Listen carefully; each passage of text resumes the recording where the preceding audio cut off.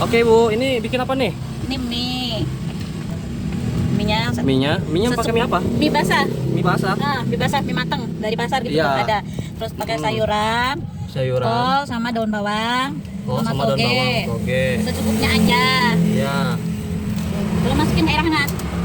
Masukin ke air hangat. Nah, yang udah mendidih, kalau nggak air hangat gitu aja. Tunggu 5 menit apa 15 maunya aja, mau setengah matang apa yang matang minyak gitu aja. Oh gitu. Pakai telur berarti nanti Iya, ya? pakai telur, pakai ayam, pakai bawang goreng. Bawang goreng. Oke. Pakai sambal. Pakai sambal juga. Ini udah matang ya Bu ya? Udah. Udah matang. Oh di piring aja ya Bu ya? Iya. Nggak di mangkok ya? Enggak di piring. Di piring aja. Asin. Asik.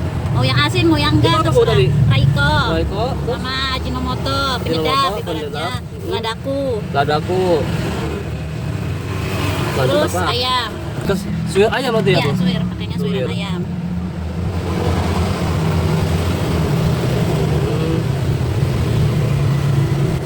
Suwir ayam.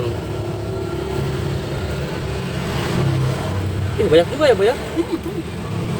Bayar seporsinya berapa Bu? 12.000. 12.000. Heeh. Dikasih lagi ya Bu ya? Wah, Biar mantap. biar mantap ya Bu ya? Buat pelanggan enggak apa-apa, sekali-kali. Terus kasih telur. Dikasih telur juga. Nah. Telurnya yang udah matang ya? Iya, Telur yang ini udah ya? matang, yang udah direbus. Rebus ya.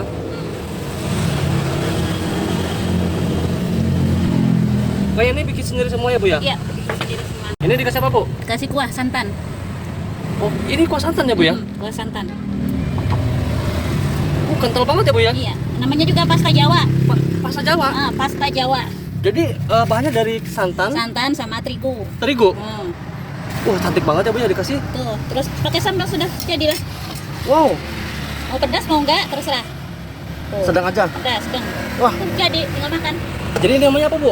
Mie kotlok. Mie kotlok Khas Cirebon. khas Cirebon. Ah, Segini harganya berapa Bu? 12.000. 12.000. Wah, worth it banget ya Bu ya? Iya.